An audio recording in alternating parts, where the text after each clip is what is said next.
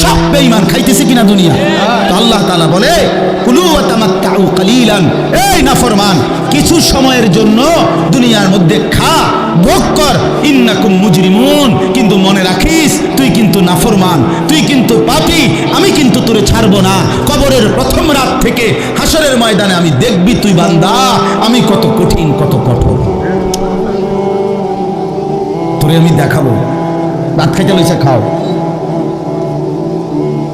ভাত খাইতে লইছ খাও বান্দা, এখানে আটকামু না, এখানে আমি জানোয়াররাও আটকাই না, আমি জন্তু জানোয়াররাও খাইতে দেই, তোরে দিতাম না কেন বেটা, খা বেটা। কিন্তু ইন্নাকুম মুজরিমুন, মনে রাখো 7টা বাজে নাস্তা করতে বসছো, আল্লাহ যেন ডাক দিয়ে বলে বেঈমান খা, ঠিক আছে নাস্তা, কিন্তু মনে রাখিস ফজরের নামাজ পড়স না, আমি হিসাব রাখছি। রাত 10টা বাজে খাইতে বসছো বেঈমান, ঠিক আছে খা, কিন্তু মনে রাখিস এশার নামাজ পড়ো নাই। ঘর করলা, ফার্নিচার বানাইলা, ঠিক আছে থাকো, তো মনে রাখো এগুলো সুদের টাকা, এগুলা কাস্টমারের ঠকাইয়া মিথ্যা বইলা ওজনে কম দিয়া ওই টাকা আমি জানি, আমি বান্দা দেখব। ওয়াইলুন ইয়াওমাইযিন লিল মুকাদ্দিবিন, আবার বলতেছে আল্লাহ মিথ্যাবাদী নাফরমান তোমাদের জন্য বড় বেশি দুর্ভোগ, লাঞ্ছনা, আযাব তোমাদের জন্য, আযাব। এই জন্য আল্লাহ তাআলা বলছেন এটা। এরপরে আবার বলে দেখেন ওয়া ইযা কিলা লাহুমুর কাউ লা ইয়ারকাউন, এই ছেলেরা তোমরা সবাই শোনো, আল্লাহ তাআলা আবারও বলতেছে সমস্ত মিথ্যাবাদী নাফরমান তোমাদের জন্য হাসরের ময়দানে কেন লাঞ্ছনা হবে, এর প্রধান কারণ ওয়া ইযা কিলা লাহুমুর কাউ লা ইয়ারকাউন, যখনই বলা হতো নামাজ পড়তে, যখনই বলা হতো রুকু করতে, যখনই বলা হতো সেজদা দিতে, লা ইয়ারকাউন, আল্লাহ তাআলা বলেন সে রুকু করে না। আমি দান্দার শহীদ করে সারাটা দেহ রক্ত মাখা হয়ে বেহুশ হয়ে উহুদের প্রান্তরে পড়েছিলাম, এত কাঁদলাম, এত রক্ত ঝরাইলাম, 23 বছরের বিনিময়ে উম্মত আমি বুঝি তোর কলজাটা নরম করতে পারলাম না। কি বলবেন ভাইয়া, এই ছেলেরা বাপ কি বলবা তোমরা, বলো দোস্ত। আমরা যারা মুমিন নিজেদেরকে চিনি, জানি যে আমরা মুসলমান, আমরা মুমিন, তো আমাদের কাছে আল্লাহ তাআলা সবচেয়ে গুরুত্বপূর্ণ একটি জিনিস চায়। কোরআনুল কারীমে আল্লাহ তাআলা আমাদের মুমিনদেরকে, ইমানদারদেরকে ডাক দিয়ে দিয়ে বারবার এই চাওয়াটা বলেছেন, ইয়া আইয়ুহাল্লাযীনা আমানুত্তাকুল্লাহ, এই কথাটা আল্লাহ তাআলা কোরআনুল কারীমে বহুবার বলছেন। হে ইমানদারগণ, হে মুমিনগণ, তোমরা যারা বুঝো যে তোমরা মুসলমান, তোমরা মুমিন, তোমরা ইমানদার, তো আমি আল্লাহ তোমাদেরকে বলছি ইত্তাকুল্লাহ, তোমরা তাকওয়া অবলম্বন করো, তাকওয়া অবলম্বন করো, আল্লাহকে ভয় করো, তাকওয়া গ্রহণ করো। এই কথাইটা, এই তাকওয়া প্রত্যেকটা ইমানদার, প্রত্যেকটা মুসলমান, ছোট বড় জওয়ান বুড়ো, আমাদের সমস্ত ব্যক্তিকে আল্লাহ তাআলা বলেছেন বারবার ইত্তাকুল্লাহ, আল্লাহকে ভয় করো, মানে তাকওয়া অবলম্বন। ছেলেরা তোমরা ভাই এই হাতে ধরা যে মোবাইলগুলো এটা নামায় ফেলো। আরে ভাইয়া আমাদের চেহারার দিকে তাকাই আসুন, শুধু শুধু এই মোবাইলটা নিয়ে ব্যস্ত হওয়ার কিচ্ছু নাই বাপ। এতে এমনিতেই মোবাইলে অনেক বয়ান আছে অনর্থক, এটার দিকেই যদি পুরা তাকায়া থাকো তো তাইলে আলেমের দিকে তাকাইবা কেন? এই জন্য দোস্ত এটা জরুরি বিষয়, এটা এতটুকু বোঝা উচিত, সবসময় মনে রাখা দরকার। সারাক্ষণ মোবাইল এটা নিয়ে ব্যস্ত থাকা, এটা আসলে একটা অসভ্যতা ছাড়া আর কিচ্ছু। এটা এত পাগল মানুষ হয় না, আসলে সামান্যতম বিবেক কাজ করা উচিত, বুদ্ধি বিবেচনা, নিজের আকল দেমাগ কাজ করা উচিত যে ভাই আমি কতক্ষণ, এক মানুষ বুঝি সারাদিন এটা নিয়ে থাকে, তাহলে আমাদেরকে আল্লাহ তাআলা কেন বানাইলেন? এই পৃথিবীতে আমরা আসলাম কেন? আমার জীবনের উদ্দেশ্যটা কি? ন্যূনতম আকল তো থাকা উচিত যে আমি আসলাম কেন, কে পাঠাইলেন আমারে, কেন পাঠাইলেন, কার কাছ থেকে আমি আসলাম, আমি যাব কোথায়? প্রতিনিয়ত মানুষগুলো যে মারা যায়, ওরা যাচ্ছে কোথায়, কি হবে তাদের? এই সামান্যতম বুদ্ধি দিমাগ একটা প্রাপ্তবয়স্ক ছেলে, তোমরা কারো বয়স 14 বছর, কারো 16 বছর, কারো 18 বছর, এ তো পরিণত বয়স। পরিপক্ক বয়স, ওয়ালাম্মা বালাগা আশুদ্দা, একেবারে পূর্ণ শক্তির টাইম। এতটুকু দিমাগ যদি, এতটুকু আকল যদি কারো না থাকে, এটা সুস্থ মানুষ কিভাবে? এ তো স্বাভাবিক মানুষ না ভাই, এ তো প্রতিবন্ধী, এ তো পাগল, মাতাল, অসুস্থ মানুষ। এই জন্য দোস্ত আমার, বন্ধু আমার, এদূর কমপক্ষে অনুরোধ করলাম, প্রত্যেকটা অনেক ছেলে মাশাআল্লাহ, অনেক নওজোয়ান, তোমরা আমার অনুরোধ রইল,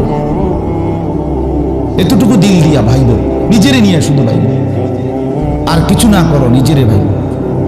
রাসূলুল্লাহ সাল্লাল্লাহু আলাইহি সাল্লাম বলছেন, এক সাহাবী একদিন নবীজিকে জিজ্ঞেস করছে, হুযাইফা, ইয়া রাসূলুল্লাহ, আমি যদি দ্বীনের উপরে চলতে গিয়ে কখনো এমন হয় যে আমার সাথে কেউ নাই, সবাই আল্লাহর নাফরমানিতে লিপ্ত, আমি শুধু একা, তখন আমি কি করব?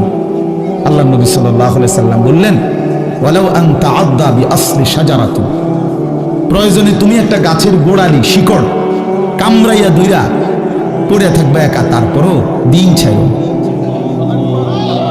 আল্লাহকে ছাইরো না, ইবাদতকে ছেড়ে দিও না। সবাই বদলে যাক, সবাই নষ্ট হয়ে যাক, সবাই চরিত্রহীন হয়ে যাক, তারপরেও কমপক্ষে নিজের হেফাজত করো।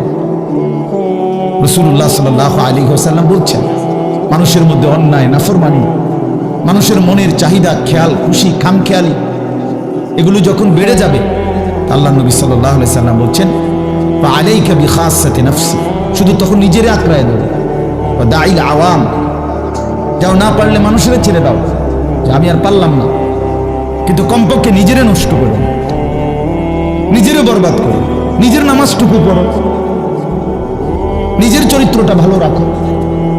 এটা কি জীবন যে আমি বানের পানির মতো, স্রোতের মতো ভাইসা গেলাম, চরিত্রহীনতায়, অশ্লীলতায়, বেহায়াপনায়, রাত শেষে, দিন শেষে।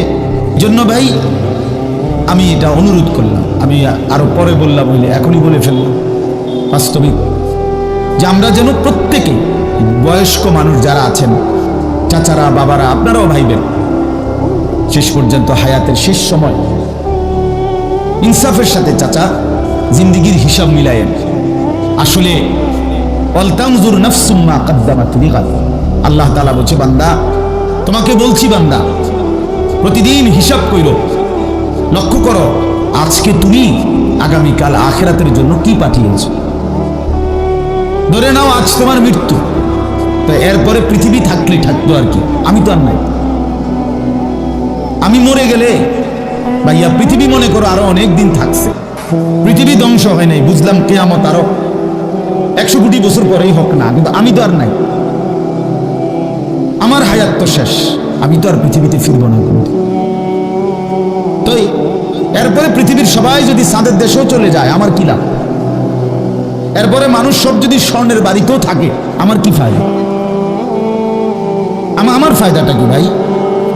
বাবা বলে সুদের টাকা দিয়া, ঘুষের টাকা দিয়া, হারামের টাকা দিয়ে, আল্লাহর নাফরমানি করে, অবৈধ পন্থায় হারাম রোজগার করে ঘর বাড়ি দিয়ে গেলেন, ছেলে পেলে করে, তো ছেলে পেলে করে দিয়ে গেলেন, কিন্তু আপনি তো থাকতেন না, আপনি তো খুব অল্প সময়ের ব্যবধানে কবরে চলে যাবেন, তো সেই কবরে কেমনে থাকবেন?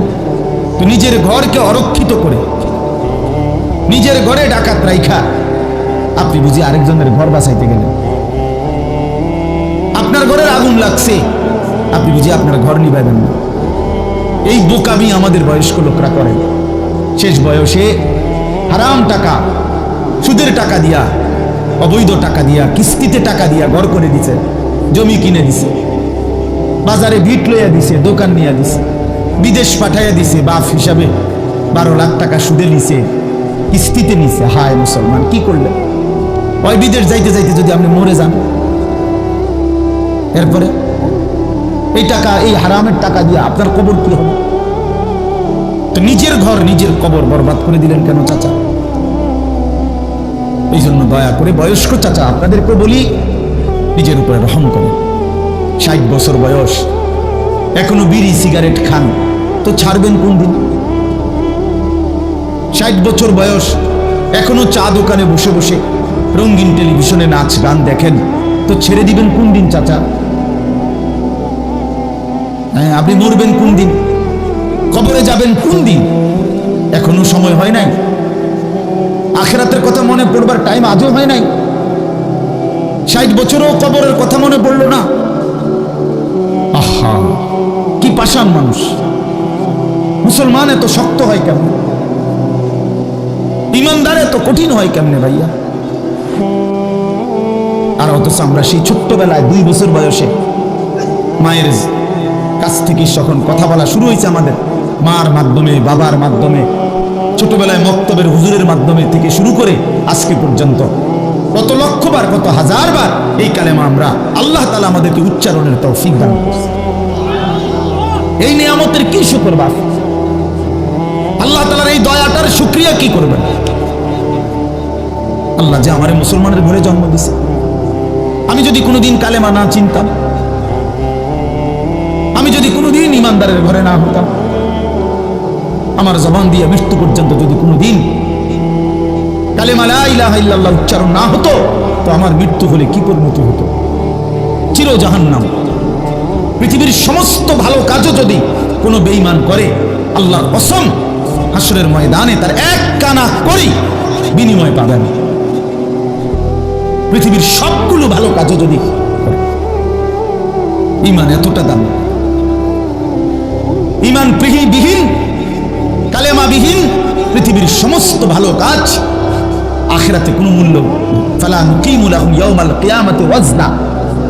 কোরআন শরীফে আছে, আল্লাহ তাআলা বলেন সমস্ত কাফের বেঈমান আমি আল্লাহ তাআলা হাসরের দিন, কিয়ামতের দিন তাদের জিন্দেগীর সমস্ত কর্মকাণ্ড মিজানের পাল্লায় যখন রাখা হবে, ফালা নুকিমু লাহুম ইয়াউমাল কিয়ামাতি ওয়াজনা, তখন আমি আল্লাহ তাআলা তার কোনো ওজন মিজানের পাল্লার মধ্যে আসবে না। 100 গ্রামও হবে না, 10 গ্রামও হবে না।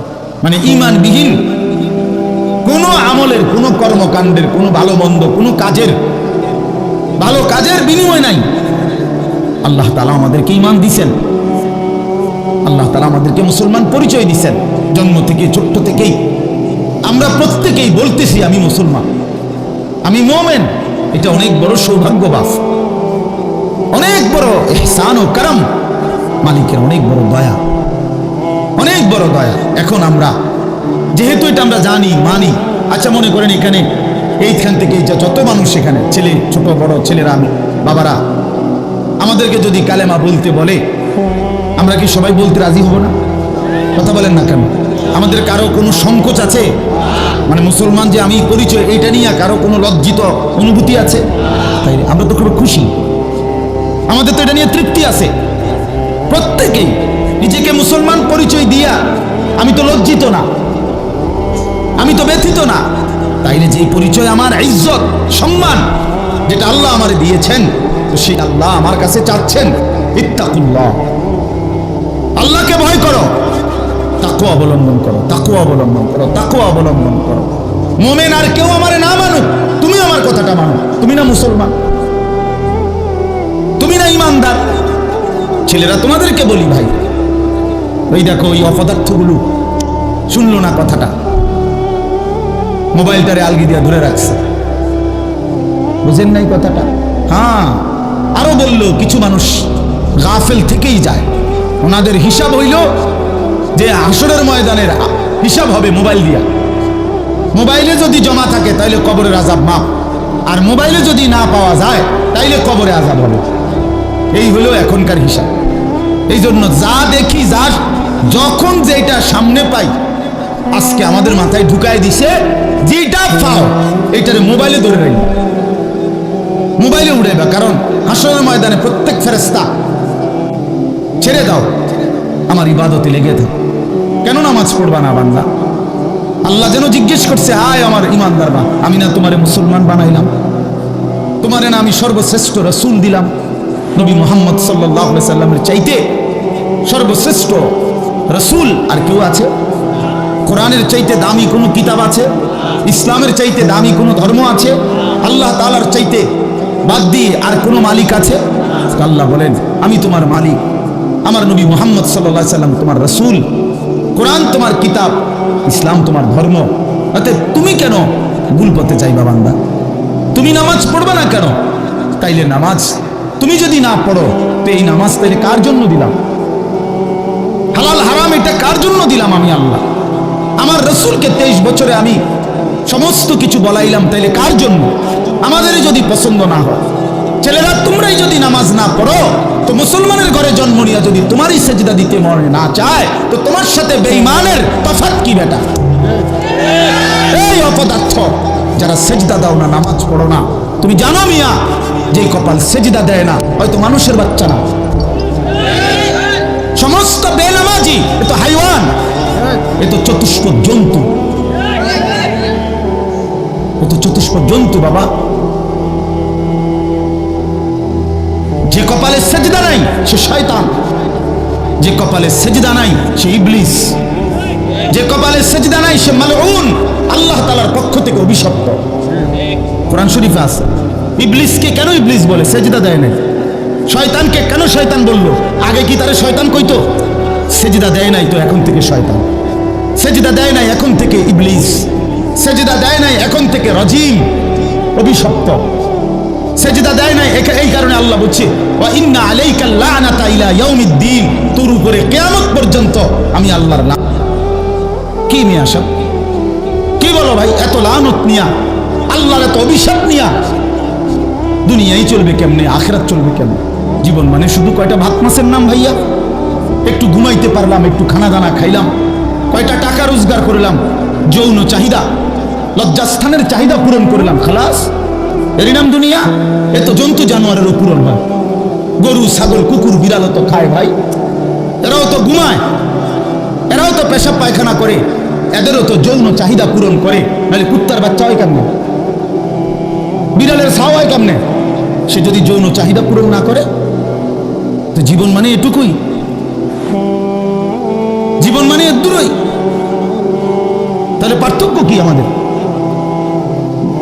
পার্থক্য কোথায় বাপ?